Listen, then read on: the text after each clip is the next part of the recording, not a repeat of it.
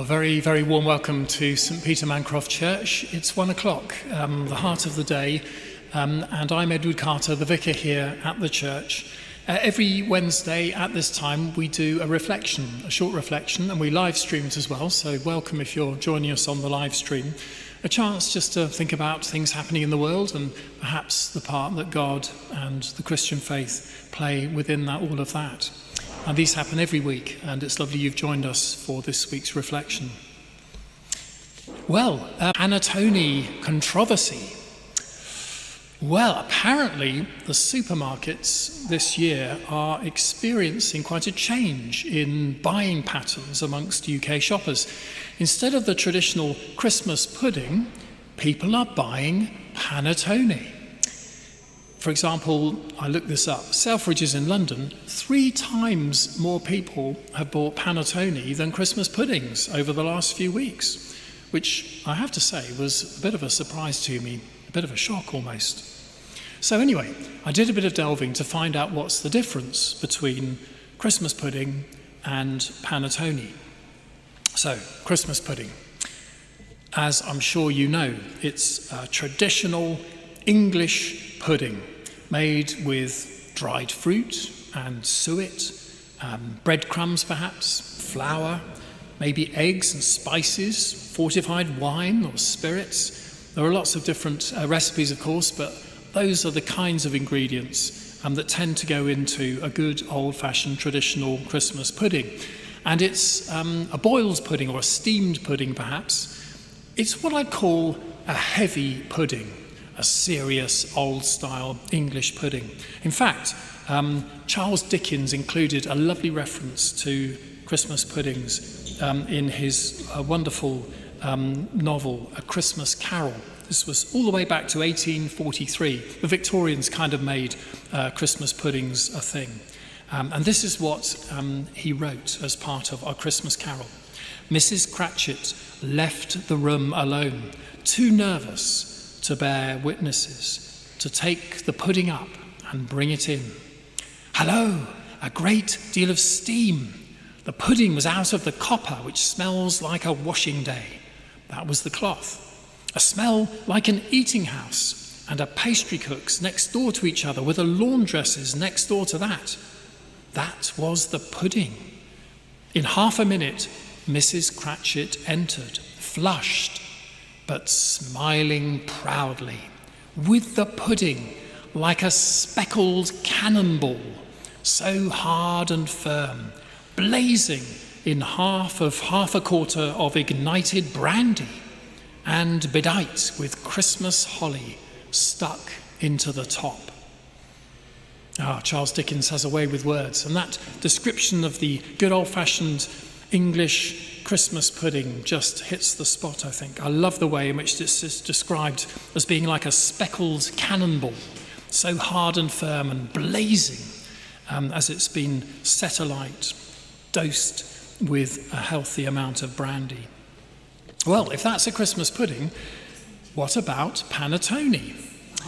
Well, panettone is made from a sweet dough. It's much more like a bread.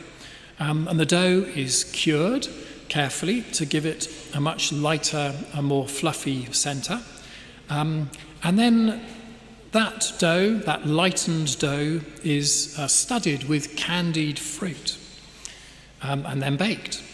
Originally, it was from northern Italy, from Milan. The bakers there made it as a special Christmas treat. So it's very much a Christmas pudding, although North Italian style. So I suppose much lighter, who knows, perhaps even more dainty, we might say, panettone. And for us here in England, well, we definitely say that one of those two is much more traditional, and the other rather a new fashion, although very popular fashion suddenly nowadays. The traditional Christmas pudding and the new fashion of panettone. One, we might say, is perhaps heavy, stodgy, filling, cannonball-like almost, if we follow Charles Dickens, a good old English pudding. The other, lighter, call it continental, I don't know. And they're cooked differently, of course, as well. Certainly cooked differently. One is steamed or boiled. I'm not really a cook, but I do know that if you steam a Christmas pudding, you've got to do it for quite some length of time. Perhaps someone can tell me afterwards how long you do that for, but a long time. But panettone, you would bake it. I believe baking nowadays is called air frying. That's the new name for baking. Gives an idea of how quickly you can cook something up like panettone. So certainly these two puddings in a way couldn't be more different. But there are, I think, nonetheless some similarities as well. They're certainly both a pudding. They're sweet to the tooth, a nice kind of way to round off a meal. And, in fact, if you were listening carefully to the recipes and the ingredients, they do both use fruit in different ways. They're a kind of fruity puddings in their own ways. And perhaps, most importantly of all, as we approach Christmas, that great festival of Christmas, when we remember the birth of Jesus Christ all those years ago, perhaps most importantly of all, both Christmas puddings and panettone are both indeed connected to Christmas. They are puddings for this season.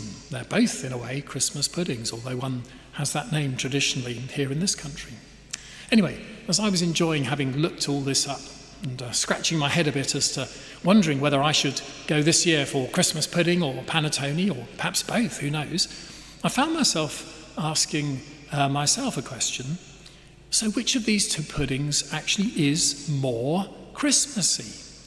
Would it be more Christmassy to have a good old-fashioned English Christmas pudding, or would it be more Christmassy to have a panettone this year? Well, that made me wonder, what makes a pudding Christmassy at all? How might a pudding be called Christmassy? And by now, of course, I've kind of gone into the realms of improbability. I'm asking questions that perhaps should never be put. And I certainly don't know the answer as to what really makes a pudding more or less Christmassy. Perhaps you've got your own thoughts.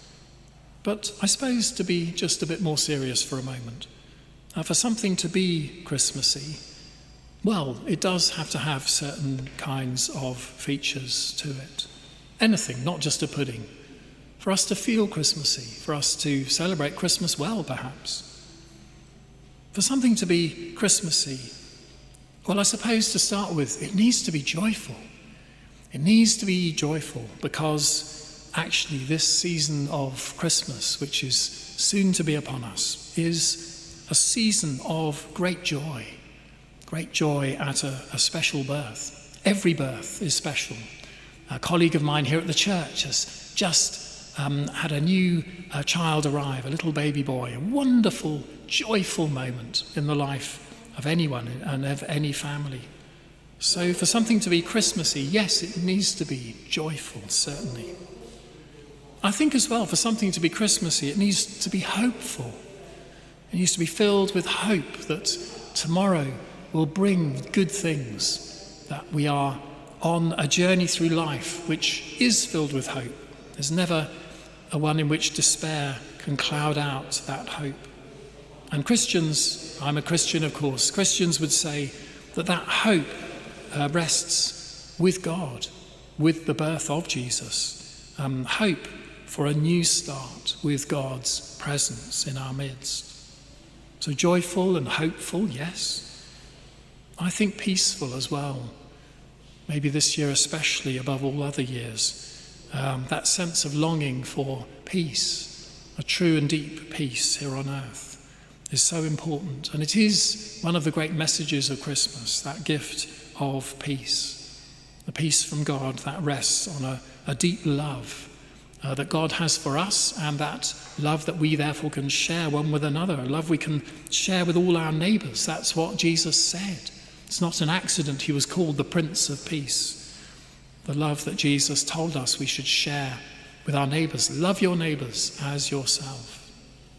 If we can have that love and know that love from God, then we will find that peace growing in amongst us. Well, joyful, hopeful, peaceful. I wonder whether just one more word might be a nice one to include in making something Christmassy. It's a funny word in a way. Glorious. the glory of God's presence with us, the glory of God revealed. That's a great thing at the heart of Christmas. Each year I find it's fresh for me.